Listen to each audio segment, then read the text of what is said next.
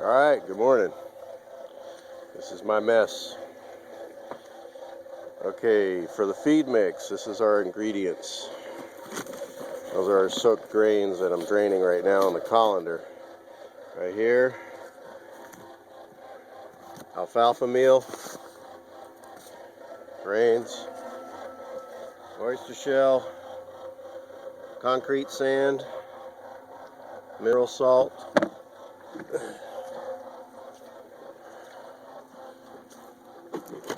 paprika, baking soda, helping the uptake of the oyster shell. Okay.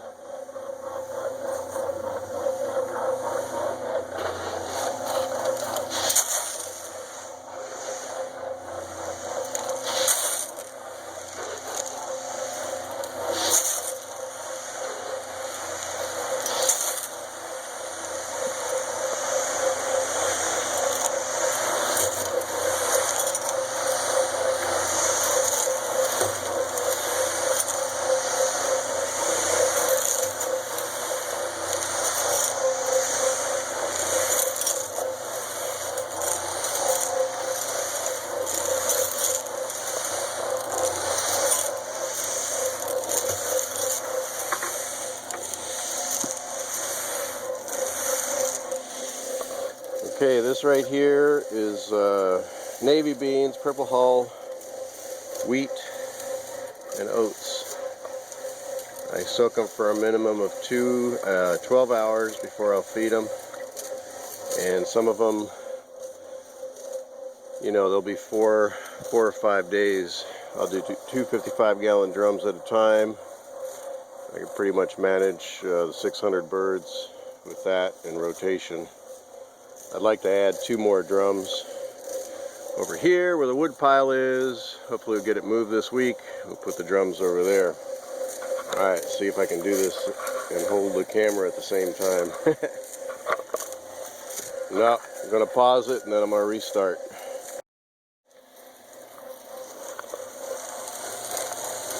That's 1 colander full.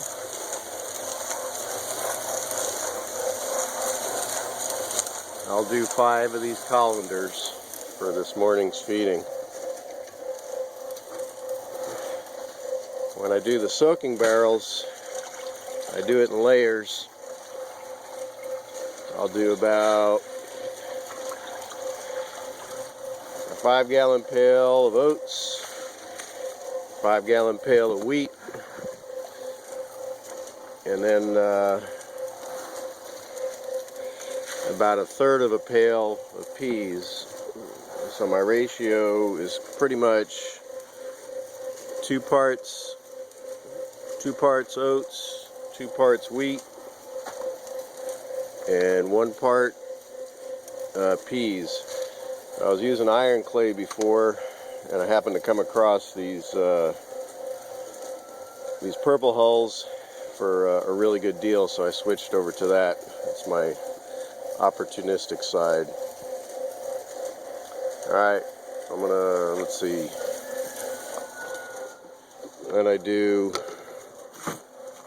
my paprika. Paprika is about, maybe it's a little bit more than a tablespoon, but I do 1, 2, 3, 4. And then I'll give it a quick shake of baking soda. A lot of the stuff I get from the internet, but from what I've read, a little bit of baking soda helps the uptake in the calcium.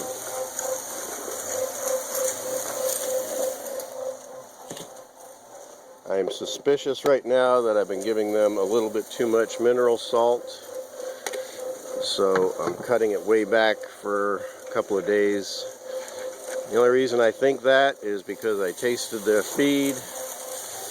Once I got the grit out between my teeth, it tasted pretty salty. So we're backing off on that for a few days and see what it does.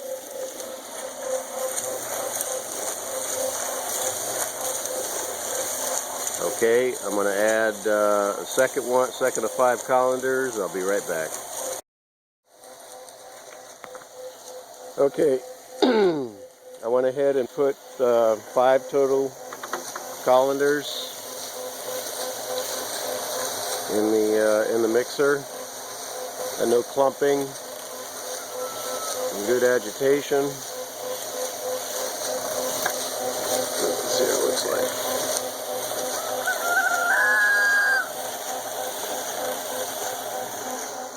We're not focusing very well. Anyway, nope, it's not focusing, sorry.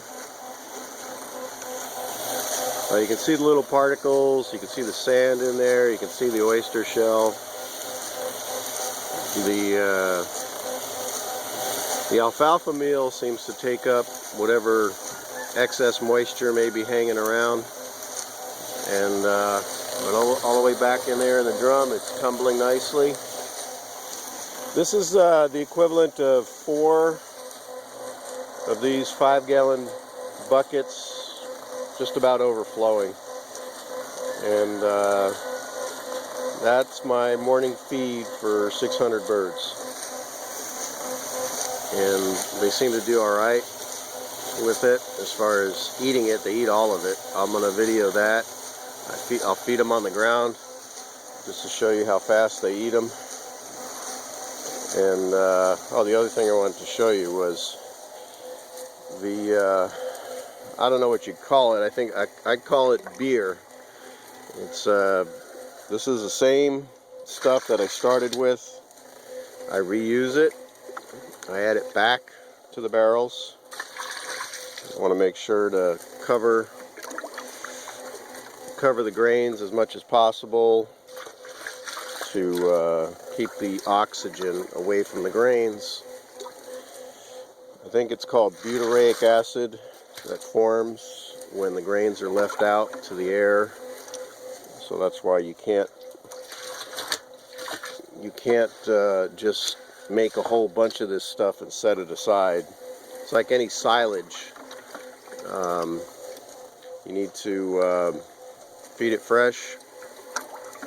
Like if you have a silage bag, you need to, when you open it up, you need to use it within a relatively short amount of time. But these barrels, as scuzzy as they look, they are a feast of microorganisms, healthy bacteria, probiotics.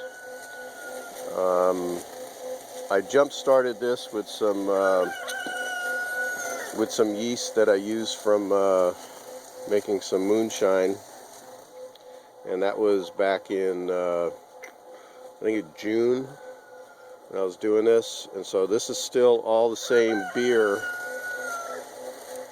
starter from that time. I have not done anything. I've not done anything other than add water as it soaks. So here for the mixer, let's see if I can do this without breaking my arm. This is how I take it out. Fill the pails. I only fill them up about 3/4 of the way because right now I have to hand carry back. Hopefully in a few days that will be done. Anyway, we'll see you when we feed them. Hold on. Okay, what we have here, this is 450 birds. Right here, the other 100 are still in the holding pen till they get up to size. But this is 2 3/4 buckets of that mix from the cement mixer. So I went ahead and put it on the ground. And what you're seeing right there, the specks that you're seeing, are mostly oyster shell. And when they leave it like that, I'll back off. I'll back off a little bit because I had increased it after talking to you last time. I think I'm going to back it off because I started using the baking soda, so they shouldn't need as much. But if you can see, they have some bulging crops. They definitely are eating and fighting, doing their usual thing. Actually, those are two older chickens, 2.5-year-old chickens.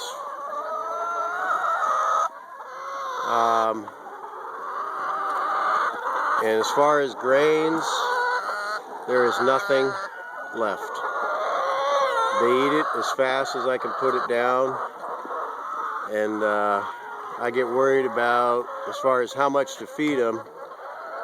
I just watch their crops. Their crops are full. Some of these birds are a little too aggressive feeders, so they're engorged. So I feed them in 2 stages. I give them half of it first. The aggressive feeders go after it initially, and hopefully they swell up a little bit or whatever.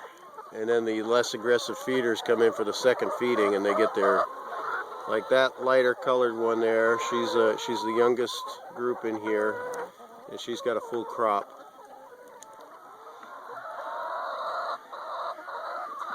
My intention is to use that rain gutter you see there. I tried them on the ground.